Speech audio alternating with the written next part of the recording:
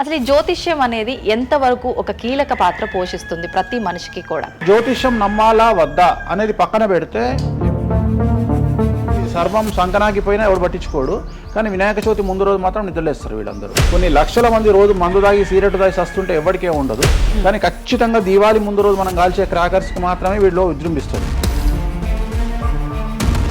Beauty పార్లర్కి పోయినప్పుడు ఈ మంగళసూత్రాన్ని తీసి అట్లా పక్కకు పెడతారు. ఈ జ్యోతిష్యం గురించి విమర్శించే వాళ్ళ సంఖ్య ఎందుకు ఎక్కువైంది అంటే, అసలు హిందూ మతానికి థ్రెట్ ఎవరితోనుంది? హిందువులతోనే ఉంది. శుభమా అంటూ పెళ్లి చేసుకుంటే విడిపోమని చెప్తున్నాడు వేణుస్వామి అంటే దాన్ని శుభమా అని చెప్పరు నాయన. శాస్త్రాలు కానీ దైవత్వం కానీ తగ్గేదే లేదు, ముందుకెళ్తానే ఉంది. జాతకంలో ఈ దశలను బట్టే గానీ మనం తీసుకుంటున్న ఆహార అలవాట్లను బట్టి కాదంటారా? ఏం తినని వాళ్లకు కూడా క్యాన్సర్స్ వస్తాయి. అంతెందుకు, కరోనాలో మంచి మంచోడు చచ్చిపోయారు, తాగుబోతులు ఎవరు తావాలా? అవును. దేవుడు అనేవాడు నీ జాతకాన్ని రాసిండు, నీ తలరాత రాయలే. ఈ మధ్య కాలంలో దశమహావిద్యల అమ్మవార్ల గురించి చాలా ఎక్కువగా వింటున్నాం. ఎవరు అసలు ఈ దశమహావిద్యలు, ఎందుకు ఆరాధించొద్దు అందరూ? సో దశమహావిద్యలు అనేవి ఇవాళ కొత్తవి కావు.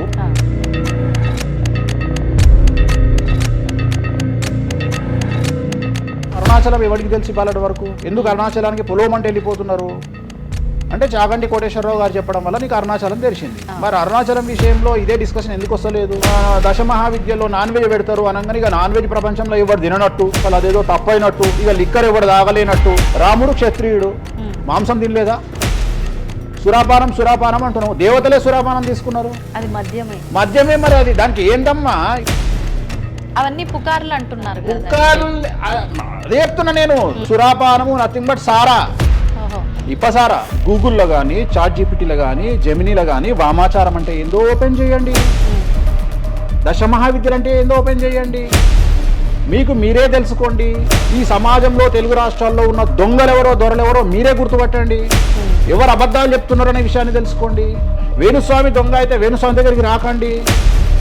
నన్ను 20 నిమిషాలు ఆడుకుందామనే ప్రయత్నం చేసిన నీకు ఇప్పుడు చిన్న ఫినిషింగ్ టచ్ ఇస్తాను. అసలు నువ్వు జనవరి 1కు ముందు నా దగ్గర ఇంటర్వ్యూకి ఎందుకు వచ్చావు? నేను దానికి ఆన్సర్ చెప్తా. కాదు అదే ప్రయత్నం వేణుస్వామి చేసిండు కామాఖ్య విషయం. అమ్మా ఇట్లా వచ్చారా? నెక్స్ట్ మకర రాశి వారికి ఈ సంవత్సరం చాలా అనుకూలంగా ఉంది. ఈ సంవత్సరం అండర్లైన్ చేయాల్సిన విషయం ఏమిటంటే, మకర రాశి వారికి భార్యాభర్తల మధ్యన గ్యాప్ ఏర్పడేటువంటి అవకాశం ఉంది, గొడవలు వచ్చే అవకాశం ఉంది, ఈగోస్ వల్ల కానీ వేటి వల్ల అయినా సమస్యలు వచ్చే అవకాశం ఉంది. అది కాకుండా విద్యార్థులకు అనుకూలతలు ఉంటాయి, ఉద్యోగస్తులకు అనుకూలతలు ఉంటాయి, రైతులకు 2 పంటల దిగుబడి రాబడి ఉంటుంది. అలాగే రాజకీయ నాయకులకు సమాజంలో మంచి పేరు ప్రఖ్యాతులతో పాటు పదవులు సిద్ధిస్తాయి. రైతులకు 2 పంటల దిగుబడి రాబడి ఉంటుంది. వ్యాపారస్తులకు రూపాయికి 100 రూపాయల లాభం ఉంటుంది. స్త్రీలకు కోరుకున్నటువంటి ఫలితాలు ఉంటాయి. అన్ని రంగాల వారికి అనుకూలమైన ఫలితాలు మకర రాశి వారికి ఉండబోతా ఉన్నాయి. వీరు సోమవారం నాడు శివాలయంలో రుద్రాభిషేకం నిర్వహించుకున్నట్లయితే సమస్యల నుండి గట్టెక్కుతారు. సో నెక్స్ట్ కుంభరాశి వారికి ఏలినాడు శని చివరి అంకంలో ఉంది. చాలా సమస్యలు కనిపించబోతా ఉన్నాయి. కుటుంబంలో ఎవరిని తీసుకున్నా, విద్యార్థులు, ఉద్యోగస్తులు, వ్యాపారస్తులు, కళాకారులు, క్రీడాకారులు, రాజకీయ నాయకులు, స్త్రీలు, ఉద్యోగస్తులు, బ్యూరోక్రాట్లు అందరికీ సమస్యలు ఉన్నాయి. వాహన ప్రమాదాలు, పోలీస్ కేసులు, కోర్టు కేసులు, ఆరోగ్యపరమైన ఇబ్బందులు, మానసికమైన ఇబ్బందులు, స్త్రీలకైతే థైరాయిడ్ సమస్యలు, పీసీఓడి సమస్యలు, గర్భసంచికి సంబంధించిన సమస్యలు, మానసికమైన ఇబ్బందులు బాధించే అవకాశం కనిపిస్తూ ఉంది. జాగ్రత్తగా ఉండండి. నలుపు రంగు దుస్తులకు దూరంగా ఉండండి. శనివార నియమాన్ని పాటించండి. సప్త శనివార వ్రతాన్ని పాటించండి. సప్త శనివార వ్రతం అంటే శనివారం నాడు శ్రీ వెంకటేశ్వర స్వామి వారికి సంబంధించినటువంటి వ్రతము. ఇది పుస్తకం మీకు మార్కెట్లో దొరుకుతుంది, తీసుకొచ్చుకొని 7 వారాల పాటు 7 శనివారాల పాటు చేయండి. సమస్యల నుండి గట్టెక్కుతారు. ఇక చివరిది లాస్ట్ది అనేటువంటిది మీనరాశి వారికి ఈ సంవత్సరం జన్మశని నడుస్తూ ఉంది. జన్మశని చాలా డేంజరస్గా ఉండబోతూ ఉంది. ఏ రంగంలో ఉండే వారికైనా ఈ సంవత్సరం సమస్యలు తప్పవు. ఆర్థికంగా, సామాజికంగా, న్యాయపరంగా, ఆరోగ్యపరంగా, వాహన ప్రమాదాలు అవ్వచ్చు, ఆర్థికపరమైన నష్టాలు అవ్వచ్చు, పోలీస్ కేసులు అవ్వచ్చు, ఇంట్లో తల్లిదండ్రులు ఒకళ్లకు ప్రాణగండాలు అవ్వచ్చు, భార్యాభర్తల మధ్యన గొడవలు అవ్వచ్చు. మరీ ముఖ్యంగా ఈ సంవత్సరం మీనరాశి జాతకులు ఉండేటువంటి ఇళ్లలో మగవాళ్లకు సంపాదన లేకుండా ఖాళీగా ఉండడం వల్ల ఆడవాళ్లు మాత్రమే సంపాదించి, ఆడవాళ్ల ఉద్యోగంతో డబ్బులు సంపాదించి, ఆడవాళ్ల అంటే భార్యల మీదనో, ఆడవాళ్ల కూతుళ్ళ మీదనో, తల్లి మీదనో బ్రతికేటువంటి పరిస్థితి మగవాళ్లకు ఉండే అవకాశం ఉంది. కాబట్టి ఈగోలను చంపుకోండి. సో ఆడవారిని ఆడవారి మీద బ్రతకడానికి సిద్ధపడండి, కష్టపడండి, మానసికంగా సంసిద్ధులుగా ఉండండి. అంటే అలాంటి ఒక కండిషన్ ఈ సంవత్సరం ఉండబోతా ఉంది. ఈ ఒక్క సంవత్సరాన్ని కనుక మీరు దాటగలిగితే మీ జీవితంలో మంచి మంచి మంచి పొజిషన్లకు వెళ్తారు. సో నలుపు రంగు దుస్తులకు దూరంగా ఉండండి, రాత్రిపూట ప్రయాణాలు చేయకండి, వాహన ప్రమాదాలు జరిగే అవకాశం కనిపిస్తూ ఉంది, జన సమూహం ఉన్నటువంటి ప్రాంతాలకు వెళ్ళకండి. సో జాగ్రత్తలు తీసుకోండి, నలుపు రంగు దుస్తులకు దూరంగా ఉండండి. తిరునల్లా శనీశ్వర ఆలయంలో ప్రత్యేకమైన శని పూజ నిర్వహించడం ద్వారా సమస్యల నుండి బయటపడతారు. ఇప్పుడు ఈ రాశి ఫలాల్ని ఈ మధ్యకాలంలో చాలా మంది ఫాలో అవుతున్నారండి. ఇది అక్షరం అంటే పేరులో మొదటి అక్షరాన్ని బట్టి ఫాలో అవ్వాలా, లేదంటే డేట్ ఆఫ్ బర్త్ బట్టి వచ్చే రాశిని ఫాలో ఇది అవ్వాలా? పేరులో దాని సంబంధం లేదు, డేట్ ఆఫ్ బర్త్ ప్రకారం చూసుకోవాలి. రెండోది ఇది గోచారం, గ్రహచారం వేరు, గోచారం వేరు. ఇది జస్ట్ గోచారం ప్రకారం ఎలాగైతే మనము సౌరమానం ప్రకారము మనం చూసుకుంటామో అలా ఇది ఓన్లీ చాంద్రమానం ప్రకారము మీ నక్షత్రం ప్రకారం చూసుకోవాల్సిందే. మళ్ళీ వ్యక్తిగతమైన జాతకం వేరు. అంటే ఒక 3-4 రాశులు మినహాయించి అన్ని రాశుల వారికి కొంచెం ఇబ్బందికర పరిస్థితులే ఉన్నాయి. దానికి మీరు చెప్పిన రెమెడీస్ చేసుకుంటే సరిపోతుంది. గురుగారు, చాలా వరకు ప్రస్తుత రోజుల్లో జ్యోతిష్యాన్ని ఎక్కువగా నమ్ముతున్నారేమో అనిపిస్తూ ఉంటుంది. సేమ్ టైం మళ్ళీ జ్యోతిష్యం మూఢనమ్మకము అని చెప్పి కొట్టిపారేసే వాళ్ళు కూడా ఎక్కువైపోయారేమో అనిపిస్తుంది. అసలు ఈ జ్యోతిష్యం అనేది ఎంతవరకు ఒక కీలక పాత్ర పోషిస్తుంది ప్రతి మనిషికి కూడా? సో జ్యోతిషం అనేది నువ్వు చెప్పినట్టుగా ప్రతి మనిషికి ఒక ఫేసు 2 ఫేసులు ఉంటాయి, కానీ కొంతమందికి చాలా ఫేసెస్ ఉంటాయి. ఉదాహరణ వేణుస్వామికి 2 ఫేసులు ఉండొచ్చు, అంటే సామాజికంగా ఒకటి, ప్రైవేట్గా ఒకటి. కానీ సమాజంలో ప్రస్తుతము తెలుగు రాష్ట్రాల్లో ఒక మనిషికి 5 ముఖాలు ఉన్నాయి. అంటే తెలుగు రాష్ట్రాల్లో ఎందుకు చెప్తున్నానంటే భారతదేశాన్ని మొత్తం కంపేర్ చేసినప్పుడు భారతదేశానికి సంబంధించినటువంటి రాజకీయాలు వేరు, తెలుగు రాష్ట్రాల రాజకీయాలు వేరు. భారతదేశం సోషల్ మీడియా వేరు, తెలుగు రాష్ట్రాల సోషల్ మీడియా వేరు. భారతదేశం న్యూస్ ఛానల్స్ వేరు, తెలుగు రాష్ట్రాల న్యూస్ ఛానల్స్ వేరు. సో ప్రతిదీ తీసుకుంటే తెలుగు రాష్ట్రాలకు సంబంధించి చాలా ప్రత్యేకమైనటువంటి స్టైల్లో మనం ప్రజెంట్ వెళ్తా ఉన్నాము. ప్రత్యేకించి తెలుగు రాష్ట్రాలు ఇంతకుముందు ఒకటే రాష్ట్రానికి పరిమితం అయ్యి ఉండే, అది ఇప్పుడు హైదరాబాద్కు కూడా అంటుకుంది. సో 2 రాష్ట్రాలు ఇంచుమించుగా సేమ్ స్టైల్లో వెళ్తున్నాయి. సో జ్యోతిష్యం నమ్మాలా వద్దా అనేది పక్కన పెడితే ఎప్పుడే కానీ దేని గురించి ఎవరు మాట్లాడినా 2-3 విషయాల గురించి మాట్లాడతారు. ఒకటి ఐడెంటిటీ, ఒకటి బ్రాండు, ఒకటి ప్రత్యేకించి పిఆర్ స్ట్రాటజీ. ఇప్పుడు బ్రాండ్ అనేది వేణుస్వామి అంటే ఒక బ్రాండ్. వేణుస్వామి జ్యోతిషం గురించి మాట్లాడుతున్నాడు అంటే చాలా మంది వెయిట్ చేస్తారు, జరిగిందా జరగలేదని విశ్లేషించుకుంటారు, అదొక పద్ధతి. వేణుస్వామిని విమర్శించే వాళ్ళు ఏం చేస్తారంటే వాళ్ళు ఐడెంటిటీ క్రైసిస్లో ఉంటారు. సో వాళ్ళు వేణుస్వామిని విమర్శించినా లేకపోతే ఒక పెద్ద వ్యక్తిని విమర్శించినా వాళ్లకు దానివల్ల ఐడెంటిటీ వస్తుంది. మామూలుగా వాళ్ళు విమర్శిస్తే ఎవడు పట్టించుకోడు, వేణుస్వామిని విమర్శిస్తే పట్టించుకుంటారు. అలా కాకుండా కొంతమంది ఇది ఏమంటారు హేతువాదులు అనొచ్చు, లేదంటే నాస్తికులు అనొచ్చు, ఇంకోటి అనొచ్చు. సో వీళ్ళందరూ ఏంటంటే ప్రత్యేకించి హిందూ మతానికి సంబంధించిన జ్యోతిష్యం గురించి మాట్లాడతారు, హిందూ మతానికి సంబంధించిన పండుగల వినాయకుని గురించి మాట్లాడతారు. మొత్తం ప్రపంచమంతా పొల్యూటెడ్ అయ్యి కలుషితమై సర్వం సంకనాగిపోయినా ఎవడు పట్టించుకోడు, కానీ వినాయక చవితి ముందు రోజు మాత్రం నిద్రలేస్తారు వీళ్ళందరూ. అట్లనే అసలు ఈ ప్లాస్టిక్ వల్ల అసలు నూనె ఎట్లా వస్తుంది, ఎందుకంటే 90 రూపాయలకు 1 కిలో నూనె ఎట్లా తింటున్నాం మనము అని ఆలోచించాడు ఎవరు లేడు. కొన్ని లక్షల మంది రోజు మందు తాగి సిగరెట్ తాగి సస్తుంటే ఎవరికే ఉండదు, కానీ ఖచ్చితంగా దీవాళి ముందు రోజు మనం కాల్చే క్రాకర్స్కి మాత్రమే వీడిలో విజృంభిస్తాడు. సో ఇవన్నీ కూడా ఐడెంటిటీ క్రైసిస్ అవ్వచ్చు, లేదా పని కట్టుకుని విమర్శించలు అవ్వచ్చు. మనం ఏం నమ్ముతాము అంటే లెక్కలు నమ్ముతాం.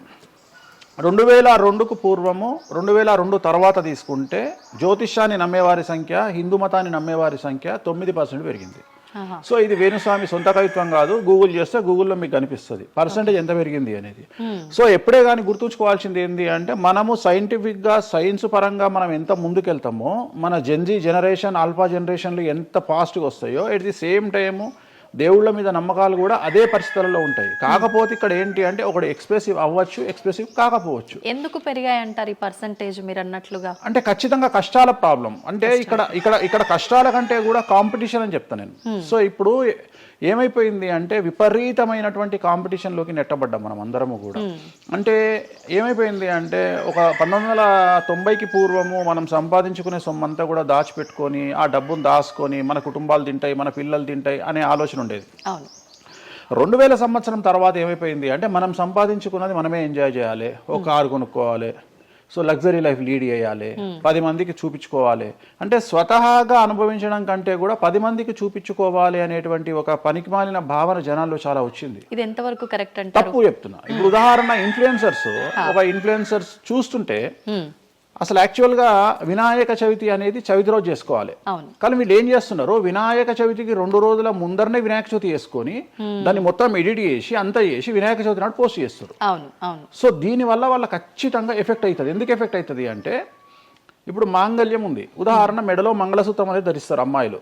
వీళ్ళు ఏం చేస్తున్నారు ఈ మధ్యన అంటే కొంతమంది అమ్మాయిలు వెస్ట్రన్ కల్చర్కు బానిసలైన అమ్మాయిలు ఏం చేస్తారంటే దాన్ని ఏమంటారు, బ్యూటీ పార్లర్కి పోయినప్పుడు ఈ మంగళసూత్రాన్ని తీసి అట్లా పక్కకు పెడతారు. సో మళ్ళీ ఎప్పుడైతే నువ్వు ఆ మంగళసూత్రాన్ని వేసుకుంటున్నావో ఆ సమయం కనుక మంచిది కాకపోతే ఎఫెక్ట్ అవుతుంది ఫ్యామిలీ. సో అందుకని నువ్వు చేసేటువంటి వినాయక చవితి పూజ కరెక్ట్ సమయంలో చేయకపోతే అది నెగిటివ్ అయ్యేటువంటి అవకాశం ఉంది. సో ఇట్లా ఇన్ఫ్లుయెన్సర్స్ ఉదాహరణ ఇప్పుడు జనరల్గా బేసిక్గా మనము ఒక యూరోప్ కంట్రీకి పోతున్నాము, ఒక దుబాయ్కి పోతున్నాము అంటే మనం అక్కడికి పోయినాక షాపింగ్ చేస్తాం. కానీ ఇప్పుడు ఉన్నటువంటి జనరేషన్లో వీళ్ళందరూ ఏంది, ఇక్కడ షాపింగ్ చేసి మళ్ళీ అక్కడ షాపింగ్ చేస్తారు. అంటే చాలా విచిత్రం అయిపోయింది. అంటే ఖచ్చితంగా సంవత్సరానికి ఒక 10 డొమెస్టిక్ టూర్లు, ఖచ్చితంగా సంవత్సరానికి ఒక 5 ఇంటర్నేషనల్ టూర్స్. ఇవన్నీ దేనికోసము అంటే సమాజానికి మా దగ్గర డబ్బులు ఉన్నాయి అని చూపించుకోవడం కోసము, సో ఆర్భాటాల కోసము. సో నేను జనరల్గా ఏం చెప్తా అంటే first build your own brand. First brand build చేసుకున్నాక తర్వాత నువ్వు బ్రాండ్లకు అలవాటుగా. ఇప్పుడు ఒక అనామకుడు ఒక మామూలు మనిషి రేంజ్ రోవర్ కార్ వేసుకొని వస్తే జనాలందరూ రేంజ్ రోవర్ కార్ను చూస్తారు. అదే ఒక సూపర్ స్టార్ ఒక ప్రభాస్ ఒక మహేష్ బాబు వస్తే మహేష్ బాబుని చూస్తారు, ప్రభాస్ని చూస్తారు, కానీ కార్ను చూడరు. సో నేనేమంటే ఫస్ట్ నువ్వు దాన్ని తయారు చేసుకో. ఇప్పుడు ఉదాహరణ ఒక బాలీవుడ్ హీరోయిన్ ఉంది, ఆ బాలీవుడ్ హీరోయిన్ ఒక ఎల్వి హ్యాండ్ బ్యాగ్ వేసుకుంది, సపోజ్ అది ఫేకే అనుకుందాం, బట్ జనాలు అందరూ అది ఒరిజినల్ అనుకుంటారు. అదే ఒక మామూలు అమ్మాయి నిజంగానే ఎల్వి బ్రాండ్ వేసుకుంది కానీ అది ఫేక్ అనుకుంటారు.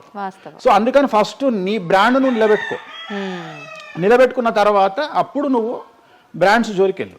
ఇప్పుడు సో ప్రస్తుతం సమాజంలో ఈ జ్యోతిష్యం గురించి విమర్శించే వాళ్ళ సంఖ్య ఎందుకు ఎక్కువైంది అంటే వాళ్లకు వ్యక్తిగతమైన అంశాలు చాలా ఉంటాయి. They want subject. అంటే ఏమైపోయింది, ఇప్పుడు ఎగ్జాంపుల్ ఇప్పుడు నేనే ఒక యూట్యూబ్ ఛానల్ పెట్టుకున్నా, నన్ను నేను ఓన్గా జర్నలిస్ట్గా నన్ను నేను గుర్తించుకున్నా, నాకు సబ్జెక్ట్ కావాలి అంటే అట్లీస్ట్ నేను ప్రతిరోజు కనీసం ఒక 10 నుండి 15 వీడియోలు చేయాలి అంటే నాకు ఆ మనిషితో పని లేదు, ఆ వ్యవస్థతో పని లేదు, ఆ సబ్జెక్టుతో పని లేదు. నేను రాకెట్ గురించి నేనే మాట్లాడతా, జ్యోతిష్యం గురించి నేనే మాట్లాడతా, రైతు గురించి నేనే మాట్లాడతా, పిడకల గురించి నేనే మాట్లాడతా. అంటే లాస్ట్కు నాకు కావాల్సింది ఏంది అంటే నాకు వ్యూవర్స్ కావాలి. అట్లీస్ట్ నేను పెట్టే సబ్జెక్టుకు నాకు తెలియకున్నా సరే దాని గురించి కంటి చూపు గురించి నేనే మాట్లాడతా, క్యాన్సర్ గురించి నేనే మాట్లాడతా, ఎయిడ్స్ గురించి నేనే మాట్లాడతా. అంటే కాదేది విమర్శకు అనర్హం. అంటే నీకు సబ్జెక్టు తెలుసా తెలియదా అంటే ఇంగితం ఉండేవాడు కంట్రోల్ చేసుకో. ఇప్పుడు నాకు సిగ్గు శరము ఇంగితం ఉంది. నేను ఇప్పుడు ఆ కెమెరామెన్ తీసేటువంటి కెమెరాకు సంబంధించి ఆయన ఎట్లా పెట్టాలి ఫోకస్, ఆయన లెన్స్ ఎంత అడ్జస్ట్ చేసుకుంటాడు ఏంది అనేది నాకు సంబంధం లేని వ్యవహారం. కానీ నేను అసలు దానిలోకి వెళ్ళను. కానీ అదే విశ్లేషకుల పేరుతో ఉండేటువంటి యూట్యూబ్ ఛానల్స్ అవ్వచ్చు, ఇంకొకళ్ళు అవ్వచ్చు, వాళ్ళు ఏం చేస్తారు, దాన్ని కూడా వాళ్ళే జస్టిఫికేషన్ చేస్తారు. అంటే దాన్ని కూడా నువ్వు కెమెరా ఎట్లా పెట్టాలనో కెమెరామెన్కి వీళ్ళు నేర్పిస్తారు, వీళ్ళే డిస్కషన్. ఎందుకు అంటే వాళ్ళకి ఏదో ఒక 10,000 వ్యూవర్షిప్ పోతే ఇట్లా ఓవరాల్గా తీసుకుంటే నెలకింత వెళ్తుంది పైసలు. సో దీని మీద బ్రతికే వాళ్ళు, సో వాళ్ళు ఏం చేస్తారు, వాళ్ళు విమర్శలు చేస్తారు. సో అట్లనే హేతువాదుల ముసుగులో ఉండేవాళ్ళు విమర్శలు చేస్తారు. అన్నిటికంటే ప్రాబ్లం ఏమైపోయింది అంటే పొద్దున్న లేస్తే హిందూ మతం బాగుండాలి అంటే అసలు హిందూ మతానికి థ్రెట్ ఎవరితోనుంది, హిందువులతోనే ఉంది, ముస్లిమ్స్తో లేదు, క్రిస్టియన్స్తో లేదు. ఎందుకంటే వేరే వాళ్ళు మన జోలికి రావట్లా. ఎంతసేపు కప్పల భాగవతం లాగా మన జీవితంలో ఎలుకల భాగవతం లాగా ఒక ఎలుక ఇంకో ఎలుకని కిందికి గుంజుతుంది, ఒక కప్ప ఇంకో కప్పని కిందికి లాగుతుంది.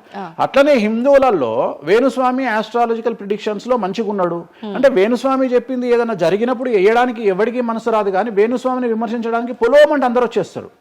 అంటే మరి నేను హిందువునే కదా, నన్ను కిందికి లాగేవాడు హిందువే కదా, మరి ఇక్కడ హిందూ మతం ఏమవుతుంది? ఇప్పుడు సమాజంలో నేను అబ్జర్వ్ చేస్తున్నా, గత కొన్ని రోజుల నుండి ఒక 6 నెలల నుండి సంవత్సరం నుండి Telugu media in the sense నేను లోకల్ సోషల్ మీడియాలో హిందూ మతాల పేరు మీద కొత్త వర్షన్ వచ్చింది. ఏంటి అంటే హిందూ ఆచార వ్యవహారాలను విమర్శించడము చాలా కామెడీ అయిపోయింది. ఒక ఆయన ఈ మధ్యలో ఇంటర్వ్యూ చూసిన నేను, అసలు దుర్గమాల లేదంటాడు ఆయన. నేను షాక్ అయినా, నేను ఇనుంటావు నువ్వు కూడా. నాకు ఆశ్చర్యం అనిపించింది. దుర్గమాల లేదు అంటే అమ్మవారి మాల, జనరల్గా దీక్షలు. భవానీమాల కరెక్ట్ వర్డ్, భవానీమాల లేనే లేదు అసలు, చరిత్రలో లేదు అంటాడు. అంటే సమాజము ఏదో విధంగా భక్తి మార్గం వైపు వెళ్తుంది అంటే నువ్వు సంతోషంగా ఫీల్ అవ్వాలి, కానీ దాన్ని కూడా విమర్శించేవాడు. ఎందుకంటారు ఇలా అంటే వీళ్ళందరూ పండితులు కాదు, వీళ్ళందరూ standing comedians or sitting comedians. ఒక ఆయన కూర్చొని మాటలు చెప్తాడు, వాళ్ళు నవ్వడం స్టార్ట్ కాగానే ఈయన మర్చిపోతాడు. ఇక ఈయన మర్చిపోయి, అంటే ఆడవాళ్ళు నవ్వుతుంటారు, మగవాళ్ళు నవ్వుతుంటే ఈయన ఆనందానికి పరవశుడు అయ్యి ఇంకా వాళ్ళు నవ్వుతున్నారు కదా అని రెచ్చిపోయి ఇంకా గ్రహాలు లేవు, దేవుడు లేడు, ఏది ఒక బ్రాహ్మణుడు అయ్యుండి ఒక పండితుడు అయ్యుండి టోటల్ మన సబ్జెక్టుకు వ్యతిరేకంగా మాట్లాడుతూ ఉంటాడు. అట్లనే ఆయన ఎవరో భవానీమాల లేదు అంటాడు. నీకు వచ్చిన నష్టమేముంది, నువ్వు మొగోడివి అయితే భవానీమాల కాదు, ఎవరైతే కోయంబత్తూరులో ఈషా ఫౌండేషన్లో లింగభైరవ అమ్మవారు లేదని చెప్పు, అది నీ గొప్పతనం. నిజంగా లింగభైరవ అమ్మవారు లేనప్పుడు లేదని చెప్పు, ఆమె క్రియేటెడ్ గాడు, చెప్పొచ్చు కదా లేదు అని. ఎందుకంటే అక్కడ భయం ఏంటంటే ఎవరు తంతడు అని. వీళ్ళ భయం అంటే ఏంటంటే ఎక్కడైతే ఎవడు వీళ్ళకి అడ్డు రాడో అక్కడికి వస్తాడు. వీళ్ళకి ఒరిజినల్ సబ్జెక్ట్ మాట్లాడే దమ్ము లేదు.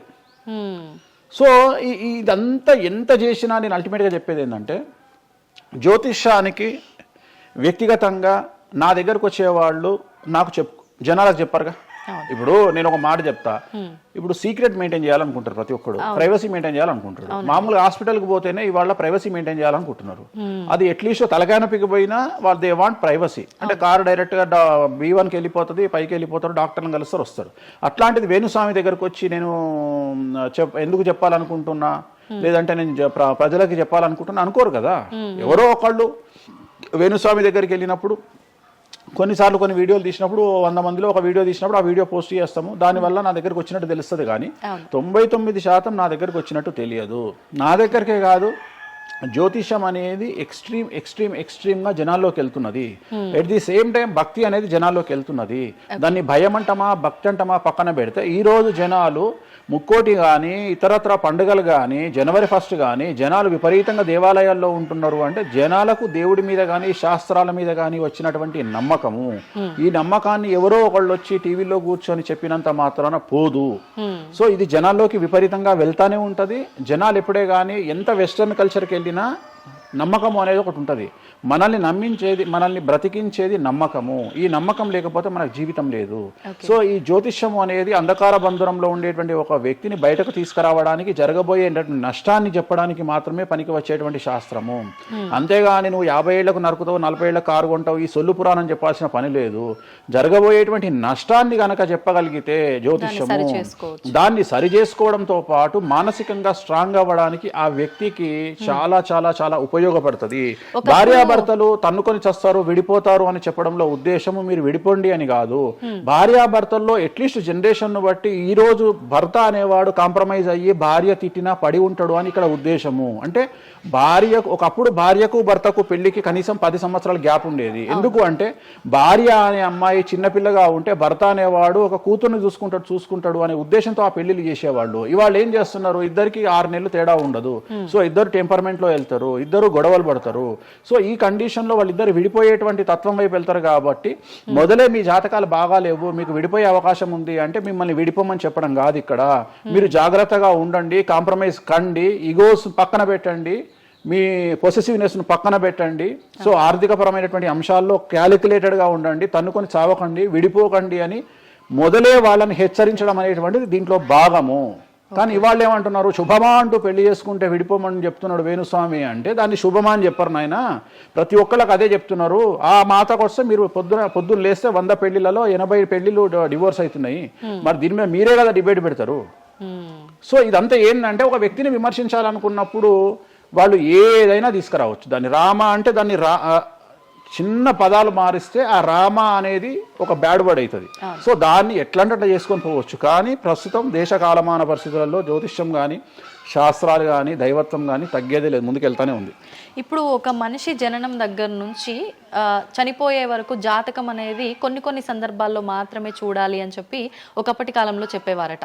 కానీ ఇప్పుడు మాత్రం పుట్టిన దగ్గర నుంచి ఎప్పుడు ఏ చిన్న సమస్య వచ్చినా జాతకం చూపించుకోవడము, అసలు ఇది మన సాంప్రదాయంలో లేనే లేదు అంటున్నారు. ఇది ఎంతవరకు వాస్తవం? నేను లాస్ట్ ఇయర్ ఒక హీరోకు ఒక బిడ్డ పుడితే నేను చెప్పినప్పుడు చాలా మంది మేధావులు వచ్చి నన్ను విమర్శించారు. చిన్న పాపకు జాతకం చెప్తారా ఎవడన్నా అని. నీకు తెలిసే ఉంటే కృష్ణదేవరాయల ఆస్థానం కానీ ఇతర రాజులు పెద్ద పెద్ద రాజుల ఆస్థానంలో కానీ ఆస్థాన సిద్ధాంతి అని ఉండేవాడు. వాళ్ళు ఏం చేసేవాళ్ళు అంటే రాణికి కూతురు పుట్టిన కొడుకు పుట్టిన వాళ్ళు వచ్చి మొత్తం లైఫ్కు సంబంధించిన జాతకాన్ని రాసేవాళ్ళు పుట్టడంతోనే అసలు పుట్టిన రోజే రాసేవాళ్ళు. వీళ్ళు ఏమైతారు, ఈయన జీవితంలో ఏమైతాడు, దొంగ అవుతాడా, మంచోడు అవుతాడా, రాజు అవుతాడా, లంగ అవుతాడా, క్రికెటర్ అవుతాడా అంటే ఆ దేశకాలం అన్న ప్రశ్న బట్టి అప్పుడు. సో దాన్ని ఇప్పుడు కన్వర్షన్ చేసుకుంటే ఇప్పుడు మేము రాసే జాతకంలో ఇప్పుడు వీడు ఇంజనీర్ అవుతాడా, డాక్టర్ అవుతాడా, ఎంటర్ప్రెన్యూర్ అవుతాడా, ఉద్యోగస్తుడు అవుతాడా. సో ఇవన్నీ అంచనా వేగ ఒక మనిషి పుట్టినప్పటి నుండి లగ్నాన్ని బేస్ చేసుకొని 1వ నెంబరు అంటే లగ్నము నుండి 12వ నెంబరు అంటే వ్యయము 1 నుండి 12 గడులను కనుక తీసుకొని రాస్తే ఆ మనిషి ఎప్పుడు పుట్టి ఏమేం చేస్తాడు, ఎప్పుడు చనిపోతాడు అనేది వెరీ క్లియర్గా మెన్షన్ చేయవచ్చు. సో ప్రతి రోజు జాతకాన్ని వేసుకోవచ్చు, ప్రతి నెల జాతకాన్ని వేసుకోవచ్చు. గోచారము గ్రహచారము అని 2 ఉంటాయి. గోచారము అంటే ప్రస్తుతం జరిగేటువంటి గ్రహాల యొక్క గమనం ఏ విధంగా ఉంది అని తెలియజేసేది గోచారము. గ్రహచారము అంటే పుట్టినప్పుడు దాన్ని బేస్ చేసుకొని రాసేది గ్రహచారము. జనరల్ గా తెలుగు రాష్ట్రాల్లో చాంద్రమానాన్ని మాత్రమే బేస్ చేసుకొని జాతకాలు రాస్తారు. కానీ వేణుస్వామి ఒక్కడే చాంద్రమానము, సౌరమానము, బార్హస్పత్యమానము అనే 3 విభాగాలను బేస్ చేసుకొని జాతకాలు రాస్తాడు. చాంద్రమానము అంటే చంద్రుడిని బేస్ చేసుకొని రోజున్నర పాటు చంద్రుడు ఒక రాశిలో ఉండేదాన్ని చాంద్రమానము అంటారు. ఇది మన దక్షిణ భారతదేశంలో వాడతాము. సౌరమానము అంటే సూర్యుడు, రవి ఒక నెలలో ఒక రాశిలో ఉంటాడు, దాన్నే మనం సౌరమానము అంటాము. అలాగే బార్హస్పత్యమానము అంటే బృహస్పతిమానము, సంవత్సరం పాటు గురువు ఒక రాశిలో ఉండేదాన్ని బార్హస్పత్యమానము అంటాము. మనము పుట్టినప్పటి నుండి కనీసము నాకు తెలిసి గత 1000 సంవత్సరాలు లేనటువంటి చరిత్ర ఈ సంవత్సరము 2026లో మనం చూడబోతా ఉన్నాము. గురువు ఒకే సమయములో 6 నెలల్లో 3 రాసుల్లోకి ప్రవేశిస్తా ఉన్నాడు. అంటే జనరల్ అర్థం కాదు, అసలు మనం ఎప్పుడు చూడలే. అందుకనే ఈ సంవత్సరం చాలా పెను సంచలనాలు ఉంటాయి. 2026లో గురువు మిథునం, కర్కాటకం, సింహం 3 రాశుల్లోకి వచ్చి మళ్ళీ రివర్స్ వస్తున్నాడు కర్కాటకానికి. సో చాలా విచిత్రమైనటువంటి ఒక గమనాన్నిగా మనం చూడాల్సి వస్తుంది. ఇది చాలా పెను సంచలనాలకు అంటే సృష్టిలోనే ఒక విచిత్రమైనటువంటి అనుభూతిని మనం పొందబోతా ఉన్నాము, మంచి చెడులు పక్కన పెడితే. సో ఇలాంటి పరిస్థితి నుండి జాతకాలను విశ్లేషించడము ఇవన్నీ కూడా నడుస్తాయి. ఇప్పుడు కొన్నిసార్లు మనిషి కొన్ని సందర్భాల్లో ఇబ్బంది వచ్చినప్పుడు నా తలరా తింటే భగవంతుడు ఇంకా రాసేశాడు, నేనేం మార్చలేను అంటుంటారు. కొన్నిసార్లు భగవంతుడిని పక్కన పెట్టి తలరాతను పక్కన పెట్టి మనం గట్టిగా ఒకటి అనుకుంటే అయిపోతుంది అని అంటూ ఉంటారు. మీరు ముందుగానే ఒక శిశువు జననం అయినప్పుడే వాళ్ళ మొత్తం లైఫ్కి సంబంధించిన జాతకం ఇవ్వగలుగుతాము అన్నారు.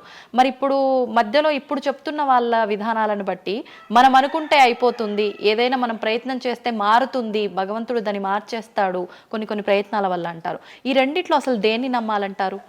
ఇప్పుడు భగవంతుడు రాసినాడు, మన జాతకము మారదు, మన తలరాత మారదు అని అనుకుంటే అలాంటి వాళ్ళందరినీ మనం చేయాల్సింది ఏంటంటే వాళ్ళకి ఎవరికైనా హార్ట్ అటాక్ రాగానే వాళ్ళని అట్లనే బెడ్ మీద కూర్చోబెట్టి ఎదురుగా ఫోటో పెట్టి దేవుని మొక్కుమని చెప్పాలి. హాస్పిటల్కి ఎవరిని పంపించొద్దు. ఎందుకంటే తలరాత కదా, భగవంతుడు రాసేసిండు కదా. మరి ఎందుకు మరి అనవసరంగా అంబులెన్స్కి ఫోన్ చేయడము, హాస్పిటల్కి వెళ్ళడం ఎందుకు, పనిలేని పని కదా. అంటే నీ ప్రయత్నము హార్ట్ అటాక్ వచ్చినా కానీ నిన్ను తీసుకుపోయి హాస్పిటల్లో అడ్మిట్ చేస్తున్నారు. సో హాస్పిటల్లో నిన్ను టైంకు తీసుకుపోవాలా వద్దా అని డిసైడ్ చేసేది జాతకం. నువ్వు బతుకుతావా బ్రతకవా అని డిసైడ్ చేసేది జాతకం. ఇక్కడ నేను తోపు నేను తురుము అని అనుకుంటే నడవదు. నేను తోపు నేను తురుము అనుకోవద్దు. చాలా మంది చాలా రకాలుగా కష్టపడతారు. కష్టపడితేనే సుఖపడతాము, కష్టపడితేనే జీవితం అభివృద్ధిలోకి వస్తుంది అనుకుంటే అతి కష్టం పడేది గాడిద. సో అతి కష్టం పడేది డ్రైనేజీలో పనిచేసేటువంటి మున్సిపల్ వర్కర్స్. సో వాళ్లకు ₹1,00,000 రోజుకు జీతం ఇచ్చినా తక్కువ లేదు. అంటే వాళ్ళు ఊడ్చే చెత్త, వాళ్ళు తీసే చెత్త ఈ ప్రపంచంలో ఎవరూ భరించలేరు. అలాంటిది వాళ్ళు చేసే కష్టం మీద కంపేర్ చేస్తే ఈ ప్రపంచంలో ఇక కష్టం చేసే మనుషులే లేరుగా. మరి అలాంటి వారికి మనం ఇచ్చే జీతం ఎంత? 40,000, 50,000. కానీ వాళ్లకు కనీసం నెలకు 40 లక్షలని ఇవ్వాలి. అంటే నువ్వు చేసే కష్టానికి కాకుండా నువ్వు తెలివితో చేసే కష్టానికే విలువ ఎక్కువ. హార్డ్ వర్క్ కాకుండా స్మార్ట్ వర్క్ నమ్ముకోవాలా? ఎగ్జాక్ట్లీ, స్మార్ట్ వర్క్ నమ్ముకోవాలి. సో రెండవది, నేను కష్టపడితే అసలు రానే రాదు. నువ్వు కష్టపడడం కాదు, నువ్వు తెలివిగా కష్టపడు, కసిగా కష్టపడు. సో అందరికంటే భిన్నంగా ముందుకెళ్ళు. సో దీంట్లో లోకులు నీ మీద రాళ్లు వేస్తారు, దీంట్లో లోకులు నిన్ను సమాజంలో టార్గెట్ చేస్తారు. So there is no development in comfortable zone. నువ్వు కంఫర్టబుల్ జోన్ దాటిన తర్వాతనే నీ జీవితంలో నీ కష్టాలు అనేవి స్టార్ట్ అవుతాయి. ఆ కష్టాలు స్టార్ట్ అయిన తర్వాత అభివృద్ధి అనేది ఏర్పడుతుంది. సో నువ్వు ఉద్యోగానికి అలవాటైనవు అంటే జీవితంలో నువ్వు ఉద్యోగంలోనే ఉండిపోతావు. నువ్వు రిస్క్ తీసుకొని సంవత్సరం పాటు ఖాళీగా కూర్చోవడానికి ట్రై చేసి నువ్వేదో వ్యాపారం చేసుకోనో ఇంకేదో చేసుకోనో ముందుకు రావడానికి ప్రయత్నం చేస్తే అప్పుడు నువ్వు తోపవుతావు. ఓకే. సో ఇక్కడ నువ్వు ఎంత టార్గెట్ చేసినావు జీవితంలో, ఎంత డబ్బు సంపాదిస్తున్నావు అనే దాని మీద నువ్వు తీసుకునే రిస్క్ ఆధారపడి ఉంటుంది. నువ్వు తీసుకునే రిస్క్ను బేస్ చేసుకుని నీ లైఫ్లో డెవలప్మెంట్ అనేది ఆధారపడి ఉంటుంది. అంతేగాని నేను నార్మల్గానే ఉంటా, నాకు డబ్బులు రావాలి అంటే రావు. ఎట్ ది సేమ్ టైము నాకు జ్యోతిష్యము అనేటువంటిది ఎలాంటిది అంటే, డాక్టర్ దగ్గరికి పోయినప్పుడు బ్లైండ్గా కాలో చెయ్యో ఇరిగినప్పుడు డాక్టర్ దగ్గరికి పోయినావు, డాక్టర్ ఏమంటాడు? ఫస్ట్ ఎక్స్రే తీసుకొని రా అంటాడు. అదే జ్యోతిష్యం. ఆ ఎక్స్రే అనేదే నీ లగ్నం, ఎక్స్రే అనేదే నీ కుండలి. సో నువ్వు తీసుకున్న ఎక్స్రే, నువ్వు ఎట్లయితే డాక్టర్ దగ్గరికి పోయినప్పుడు ఎక్స్రే ఎట్లయితే పనిచేస్తుందో, నీ కష్టం వచ్చినప్పుడు నిన్ను కష్టాల నుండి బయటికి తీసుకురావడానికి జ్యోతిష్యం అనేది ఎక్స్రే లాగా ఉపయోగపడుతుంది. ఆ ఎక్స్రే అంటే నీ కుండలి చూసినప్పుడు నీకు ఈ సబ్జెక్ట్లో ఈ ప్రాబ్లం ఎందుకు వచ్చింది, ఒక వ్యక్తికి హార్ట్ అటాక్ ఎందుకు వచ్చింది అంటే ఆయన జాతకంలో రవి కేతువు లేదా శని దృష్టి రవి మీద, లేదా కుజ రవులు 8వ ఇంట్లోనో లేకుంటే 6వ ఇంట్లోనో వ్యయంలో ఉన్నప్పుడు, అలాగే రవి కేతువులు 12వ ఇంట్లో కలిసినప్పుడు, అలాగే 6వ ఇంట్లో కలిసినప్పుడు, సో ఆ సందర్భంలో ఆ గ్రహ చిత్రంలో, ఆ దశా చిత్రంలో ఆ దశ వచ్చినప్పుడు, అంతర్దశ వచ్చినప్పుడు, ఏలినాటి శనిలోనో, ఆ షష్టమ శనిలోనో, అష్టమ శనిలోనో ఈ హార్ట్ అటాక్ అనేది వస్తుంది. అంటే జాతకంలో ఈ దశలను బట్టే కానీ మనం తీసుకుంటున్న ఆహార అలవాట్లను బట్టి కాదంటారా? ఏం తినని వాళ్లకు కూడా క్యాన్సర్స్ వస్తాయి, గుర్తుంచుకోవాలి. ఏం తినని వాళ్ళకు కూడా క్యాన్సర్లు వస్తాయి. చాలా మందికి ప్రస్తుతం సమాజంలో నాన్ వెజ్ తిననటువంటి వాళ్లకు కొలన్ క్యాన్సర్ వచ్చినటువంటి సంఘటనలు నాకు వేలల్లో తెలుసు. సో ఏం తప్పు చేస్తున్నారని అమ్మాయిలకు బ్రెస్ట్ క్యాన్సర్ వస్తుంది? ఆన్సర్ చెప్పు. Question mark. అవునా కాదా? థైరాయిడ్తో ఏం పని చేస్తున్నాం, థైరాయిడ్ ప్రాబ్లం వచ్చింది. సరే, ఉదాహరణ లంగ్స్ క్యాన్సర్ అంటే నువ్వు సిగరెట్ తాగితే వచ్చింది. కానీ నువ్వు నమ్మవో 100 మందిలో 40 మందికి లంగ్స్ క్యాన్సర్ వచ్చిన వాళ్ళకు సిగరెట్ అలవాట్లేదు. ఎందుకు వచ్చింది? సో చాలా మంది అంతెందుకు, కరోనాలో మంచి వాళ్ళు చచ్చిపోయారు, తాగుబోతులు ఎవరు తావాలా? అవును అవును. అసలు దీని మీద కదా నువ్వు సైంటిస్ట్ రీసెర్చ్ చేయాల్సింది. ఇంతమందిని చూసినా మనం రోడ్డు మీద బిచ్చమెత్తుకునేవాడు ఎవరు చచ్చిపోలే. ఎందుకు అంటే వాడి డైజెషన్ సిస్టమ్ అంత స్ట్రాంగ్ ఉంది, వాడి ఇమ్యూనిటీ పవర్ అంత స్ట్రాంగ్ ఉంది. అట్లనే మందు తాగే వాడి ఇమ్యూనిటీ పవర్ అంత స్ట్రాంగ్ ఉంది. తాగుబోతులు ఎవరు చచ్చిపోలే కరోనాలో. సో ఇవన్నీ నువ్వు ఎలా చనిపోతావు, ఏ రోగం వస్తుంది, ఏంది అనేది జ్యోతిష్యం ప్రిడిక్ట్ చేయగలుగుతుంది. జ్యోతిష్యం అనేది నీ లైఫ్ను డిసైడ్ చేసింది కాదు, నీ లైఫ్ను ఎలా మార్చుకోవాలి అనేది జ్యోతిష్యం డిసైడ్ చేస్తుంది. దేవుడు అనేవాడు నీ జాతకాన్ని రాసిండు, నీ తలరాత రాయలే. ఇక్కడ గుర్తుంచుకోవాల్సింది ఏంటంటే, నువ్వు ఏ సమయంలో పుట్టాలి అనేది డిసైడ్ చేసింది ఎవరు? దేవుడు. సో నువ్వు పుట్టినప్పుడు 9 గ్రహాల కాంబినేషన్స్ ఎక్కడున్నాయి? లగ్నంలో ఎవరున్నారు, ద్వితీయంలో ఎవరున్నారు, తృతీయంలో ఎవరున్నారు, చతుర్థంలో ఎవరున్నారు, పంచమంలో ఎవరున్నారు, షష్టమంలో ఎవరున్నారు, వ్యయంలో ఎవరున్నారు. అంటే నీకు ఏ రోగాలు రావాలి, నీకు దోస్తులు ఎట్లాంటి వాళ్ళు ఉన్నారు, నీ కుటుంబంలో నీకు బంధువులతో గొడవలు అయితేయా కావా, నువ్వు డబ్బు ఎంత సంపాదిస్తావు, ఉద్యోగం వల్ల సంపాదిస్తావా, వ్యాపారం వల్ల సంపాదిస్తావా, లేకపోతే బెట్టింగ్లో పోయి నాశనం చేసుకుంటావా, లేకపోతే వ్యసనపరుడు పోయి నాశనం చేసుకుంటావా, సో అమ్మాయిలకు బానిస అవుతావా, అంటే ఇట్లాంటివన్నింటిని అనలైజ్ చేయగలిగినటువంటి శక్తి జ్యోతిష్యానికి ఉంది. జ్యోతిష్యము అనేది వేరు కాదు. నువ్వు ఏదైతే దేవుడు జాతకం రాసిండు, ఏదైతే తలరాత రాసిండు అంటుండో గదే గిది. అంటే పుట్టిన టైంని, ప్లేస్ని అన్నిటిని బట్టే ఈ ప్రిడిక్షన్. ఒక మనిషి పుట్టిన సమయాన్ని బేస్ చేసుకొని ఇప్పుడు నువ్వు మాట్లాడుతున్న దేవుడు రాసిన తలరాతనే జాతకం. తలరాత వేరు, జాతకం వేరు కాదు. నీ తలరాత అనేది ఈ లగ్నంలో ఉంది, ఈ కుండలిలో ఉంది, దీన్ని బేస్ చేసుకొని దీన్ని చేతిలో పట్టుకొని నువ్వు ముందుకెళ్తే నీకు ఏ ప్రాబ్లం ఉండదు. ఒక్కసారి జ్యోతిష్కుడిని సంప్రదిస్తే కాదు, నువ్వు ప్రతిసారి ప్రతి సంవత్సరము లేదా 2.5 సంవత్సరాలకు ఒకసారి శని మారినప్పుడల్లా నీ జాతకం మారుతుంటది, గోచారంలో మారుతుంటది, గ్రహచారంలో మారుతుంటది. నువ్వు ఎలాంటి చర్యలు తీసుకోవాలి, ఎలాంటి జాగ్రత్తలు తీసుకోవాలి, నీకు వాహన ప్రమాదాలు ఎప్పుడు వస్తాయి, ఆరోగ్యపరమైన ఇబ్బందులు ఎప్పుడు వస్తాయి, న్యాయపరమైన ఇబ్బందులు ఎప్పుడు వస్తాయి, నువ్వు ఎదిగిన తర్వాత నీకు శత్రువులు పెరుగుతారు, నువ్వు ఎంత శుద్ధపూసైనా ఎంత మంచివాడివైనా నువ్వు సమాజంలో ఎదిగి ఒక కారు కొనుక్కొని ఒక ఇల్లు కొనుక్కొని నీ బతుకు నువ్వు బ్రతుకుతున్నా నీ మీద జనాలు ఏడ్చి చస్తారు. నీకు శత్రువులు అనేవాళ్ళు ఏర్పడతారు. నువ్వు మంచి చేసినా శత్రువులు వస్తారు, చెడు చేసినా శత్రువులు వస్తారు. సో ఇలాంటి వాళ్ళందరి నుండి నువ్వు ఎట్లా తప్పించుకోవాలి, తప్పించుకోవడానికి ఏమేం పూజలు చేసుకోవాలి, ఏమేం న్యాయపరమైన జాగ్రత్తలు తీసుకోవాలి, వీటన్నిటినీ క్రోడీకరించి చెప్పగలిగిన వాడు జ్యోతిష్కుడు. కాకపోతే జ్యోతిష్కుడికి దేశ కాల మాన పరిస్థితులను బేస్ చేసుకొని జాతకం చెప్పగలగడం రావాలి. ఎందుకంటే జ్యోతిష్యంలో ఉదాహరణ రవి కుజ కేతువు కలిసి ఉన్నప్పుడు సుఖవ్యాధి వస్తుంది. సో సుఖవ్యాధి అని మాత్రమే జ్యోతిష్యం చెప్పింది మాకు, అంతేగాని నీకు సిఫిలిస్, గనేరియా, ఎయిడ్స్, HIV అని చెప్పి రాయలే మాకు. అక్కడ రాసింది ఏం రాసిండు, నీకు సుఖవ్యాధి వస్తుంది. కాకపోతే దేశకాలమాన పరిస్థితులను బట్టి ఏ వ్యాధులు వస్తున్నాయో దాన్ని అంచనా వేయగలిగిన శక్తి జ్యోతిష్కుడికి ఉండాలి. ఇప్పుడు కూడా నువ్వు ఇంజనీరింగ్ చేస్తున్నావు అంటే ఇంజనీరింగ్ ఇంకో 2 ఏళ్ళు అయితే పోతుంది. సో కొత్త ఏదో వస్తుంది, స్టడీస్ వస్తాయి. సో మనం మారుతూ ఉండాలి, మనం అప్డేట్ అవుతా ఉండాలి. ఎట్లయితే టెక్నాలజీ కోసము, ఎట్లయితే కెమెరా విషయంలో, ఎట్లయితే మైక్ల విషయంలో అప్డేట్ అవుతున్నామో మేము కూడా జ్యోతిషం విషయంలో అప్డేట్ కావాలి. కానీ మమ్మల్ని అప్డేట్ అవ్వడానికి ఎవరు మాకు భుజం తట్టేవాళ్ళు కానీ, వెన్ను తట్టేవాళ్ళు కానీ, మమ్మల్ని ఎంకరేజ్ చేసేవాడు కానీ ఉండడు. ఎంతసేపు మా మీద దాడి చేద్దామని చూసేవాడే ఉంటాడు. మేము ఏదైనా విశ్లేషించి కొత్తది చెప్పుదాము అనేటువంటి ప్రయోగం చేయంగానే ఆటోమేటిక్గా రాకెట్ ఫెయిల్ అయితేనేమో సింపతి చూపిస్తారు, మేము చెప్పింది ఫెయిల్ కాగానే దాడి చేస్తారు. సెఫాలజిస్టుల పేరుతోని ప్రతి సంవత్సరము కనీసం ఒక 20-30 మంది ఫెయిల్ అయితేనే ఉంటారు ఎన్నికలలో. వాళ్ళ జోలికి ఎవడు పోడు. కానీ మేము ఎవడన్నా పుసుక్కున ఎక్కడన్నా ఎన్నికలు గెలువయ్యి అని చెప్పగానే మా మీద దాడి చేసే వాళ్ళు ఎక్కువ ఉంటారు. సో మాకు కూడా ఎంకరేజ్మెంట్ చేస్తే మేము సైన్స్ను ఎప్పుడో పండబెట్టగలిగిన శక్తి మాకు ఉన్నది, జ్యోతిష్కులకు లేక కాదు. కాకపోతే మమ్మల్ని ఎవడు వెన్నుదడతాడు, మా గురించి ఎవడు మాట్లాడతాడు, మా గురించి మెచ్చుకునేది పర్సనల్గా వ్యక్తిగతమైనటువంటి టర్మినాలజీలో మాతో మాట్లాడే వాళ్ళు మెచ్చుకుంటారు తప్ప సమాజం మమ్మల్ని చూసే దృష్టి వేరు. ఎంతసేపు మా దాంట్లోనే మాకుండదు. మా దాంట్లో యాచకా శత్రువు అంటే బిచ్చపోనికి బిచ్చపోడు శత్రువు అని మా దాంట్లో మాకే తన్నులాట.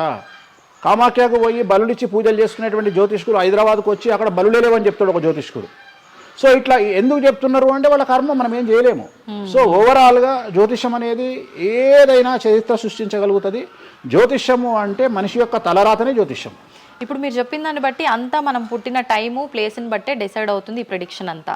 అంటే న్యాచురల్గా బర్త్ జరిగితే ఓకే, కానీ ఇప్పుడు అన్ని ముహూర్తాలు పెట్టుకొని టైము అన్ని చూసి చేస్తున్నారు కదా, మరి ఇటువంటి వారికి జాతకం ప్రెడిక్షన్ కరెక్ట్ ఉంటుందా? ఆ ముహూర్తం పెట్టాలి అనేటువంటి టైమింగ్ కూడా ఆయన డిసైడ్ చేస్తాడు, దేవుడే. ప్రతిదీ మనం తోపులం అనుకుంటాం, నేను ఓన్గా ఆలోచిస్తున్నా అనుకుంటాడు. అది ఆల్రెడీ డిసైడెడే.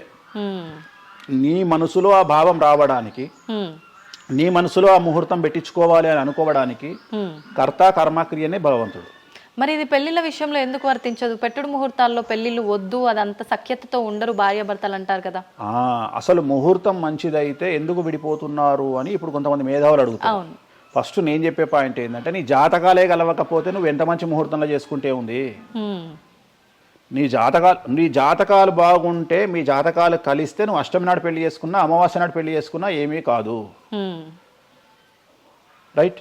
సో నేను మాట్లాడే విషయం ఏంటంటే, నీ అబ్బాయి అమ్మాయి జాతకాలు బాగా కుదిరినప్పుడు వాళ్ళ లైఫ్ ఎక్కడో ఉంటుంది.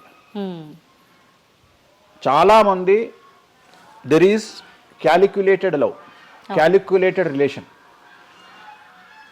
అమ్మాయి ఏమనుకుంటుంది, నేను నెలకు 1,50,000 సంపాదిస్తున్నా, నాకు ఖచ్చితంగా 2 లక్షలు సంపాదించే అబ్బాయి కావాలి అనుకుంటుంది. కానీ నన్ను జీవితంలో బాగా చూసుకునే అబ్బాయి కావాలి, నేను కాంప్రమైజ్ అవుతా, నీకు 1,00,000 వస్తుందా, నేను 1,50,000 సంపాదిస్తా, ఇద్దరం కలిసి 2.5 లక్షలతో బతుకుతాము అని ఏ అమ్మాయి అనుకోదు.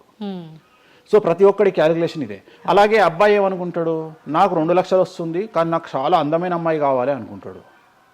సో ఇక్కడ ఉన్న డిమాండ్కు తగ్గట్టు సప్లై లేదా. సో అప్పుడు ప్రాబ్లం ఏమవుతుంది, ఫైటింగ్. అప్పుడు ఏమవుతుంది అంటే కాంప్రమైజ్ అనేది స్టార్ట్ అవుతుంది. అంటే జ్యోతిష్యుడు జాతకాలు బాగాలేవు అని చెప్పినా ఇనే పరిస్థితులలో వీళ్ళు ఉండరు. రెండవది, జ్యోతిష్కులు కూడా ఏం చేస్తారంటే సాధ్యమైనంత వరకు ముక్కుసూటిగా ఆన్సర్ చెప్పకుండా కుజదోషం ఉంది, 7వ ఇంట్లో కుజుడున్నాడు, 7వ ఇంట్లో శని కుజులు కలిసి ఉన్నారు, సో చాలా ప్రాబ్లం అవుతుంది. లేదా 7వ ఇంట్లో చంద్రుడు కుజుడు కలిసి ఉన్నారు, సో పిల్లవాడి తల్లి వల్ల సమస్యలు వస్తాయి, లేదా పిల్ల తల్లి వల్ల సమస్యలు వస్తాయి అని వీడు డైరెక్ట్గా అమ్మాయికో అబ్బాయికో చెప్పడు. లేదు మీ ఇద్దరికి సంతాన యోగం లేదు అని చెప్పడు. ఉదాహరణ 9:5 అయింది, ఇద్దరిది అమ్మాయిది అబ్బాయిది, సంతాన యోగం ఉండదు, షష్టాష్టకాలు అయినాయి. వీడేమంటాడు, షష్టాష్టకాలలో శుభ షష్టాష్టకాలు అంటాడు. అంటే విషయంలో మంచి విషయం ఉంటుందా? ఉండదు కదా. శుభ షష్టాష్టకాలు ఎక్కడి నుండి వచ్చినాయి? నువ్వు చెప్పేదే విషం అంటున్నావు, విషం అనుకుంటూ మంచి విషం అంటున్నావు మళ్ళా. సో మంచి విషయం ఎక్కడ నుండి ఉంటుంది? ఉండదు. విషం వేసుకుంటే చస్తాడు. అట్లనే షష్టాష్టకాలు అంటే ప్రాబ్లం స్టార్ట్ అవుతుంది. అట్లనే 9:5 ఏకనాడి, వర్ణదోషము, యోని దోషము, ఇట్లా చాలా రకాల దోషాలు ఉంటాయి. సో ఈ దోషాలను ఏం చేస్తారంటే, ఈ దోషాలను ఎదుటి వ్యక్తికి నిజాయితీగా చెప్పడం మానేసి సాధ్యమైనంత వరకు వీళ్ళు పెళ్లి చేసుకోవాలి అనే ఇంటెన్షనల్ గా పాజిటివ్ వేలో వెళ్తాడు. రెండవది ఏంటంటే, ఆల్రెడీ వీళ్ళు ఏం చేస్తారు, మేము ఇద్దరం ఫిక్స్ అయినాము, మేము పెళ్లి చేసుకుంటాము అని డిసైడ్ చేసుకొని వస్తారు అక్కడికి. అప్పుడు వాడు ఇవన్నీ చెప్పి వాళ్ళ మనసును విరగొడతాడా? విరగొట్టాడు. జనరల్గా ప్రపంచంలో ఏ అమ్మాయి తండ్రి కానీ ఏ అబ్బాయి తండ్రి కానీ తన బిడ్డనో తన కూతురో తన అల్లుడో నాశనం కావాలి అని కోరుకోరు. కానీ చెప్పగలిగినటువంటి పరిస్థితుల్లో ఎవరు ఉండాలి? జ్యోతిష్కుడు ఉండాలి. సో అది నేను చేస్తున్న ప్రస్తుతం కలియుగంలో. వేరే వాళ్ళు ఎవరు చేయట్లేదు ఆ విధంగా. ఎందుకంటే రేపొద్దున కలిసి ఉండకపోతే 2 కుటుంబాలు బాధపడతాయి, సమాజంలో చెడ్డ పేరు వస్తుంది, వీళ్ళ లైఫ్ స్పాయిల్ అయిపోతుంది. సో అందుకని నేను చాలా జాగ్రత్తగా మొదలే డిసైడ్ చేసి, నీకు ఈ ప్రాబ్లం ఉందిరా బాబు, నువ్వు జాతకాలు నీకు కలవలేదు, వివాహం చేసుకోకు అని చెప్తా. వీళ్ళ జాతకాలు బాగా లేకున్నా తీసుకుపోయి మంచి ముహూర్తం చూసుకొని పెళ్లి చేసుకుంటే ఆ ముహూర్తం వీళ్లను సఫలీకృతులను చెయ్యదు. నీ జాతకం బాగుండాలి. అట్లనే నువ్వు ఏ టైంలో పుట్టాలనో డిసైడ్ చేసుకున్నా అని నువ్వు అనుకొని సిజేరియన్ పెట్టుకుంటావు, కానీ ఆ టైంలో నువ్వు నక్షత్రమే చూస్తావేమో కానీ 6వ ఇంట్లో ఉండే గ్రహాలు 12వ ఇంట్లో గ్రహాలు డిసైడ్ చేయగలిగింది భగవంతుడు. ఆ టైంలో ఒకవేళ వ్యయస్థానంలో గ్రహాలున్నా 6వ స్థానంలో గ్రహాలున్నా జాతకం అంతా కింద మీద అవుతుంది. ఒకవేళ కుజుడు ఉండే స్థానాన్ని బట్టి, చంద్రుడు బుధుడు ఉండే స్థానాన్ని బట్టి జాతకాలు కరెక్ట్గా డిసైడ్ చేయకపోతే ఆటిజంతో మగపిల్లలు పుడతారు. సో ఇన్ని సమస్యలు ఉంటాయి. సో చాలా ఈజీగా సిజేరియన్ ఆపరేషన్ చేసుకోగానే పిల్లలు మంచిగా పుడతారు అని కాదు అక్కడ. ఎందుకంటే నువ్వు పిల్లలు మంచిగా పుట్టాలి లేదు అనేది డిసైడ్ చేయడానికి it will take 3 to 4 hours.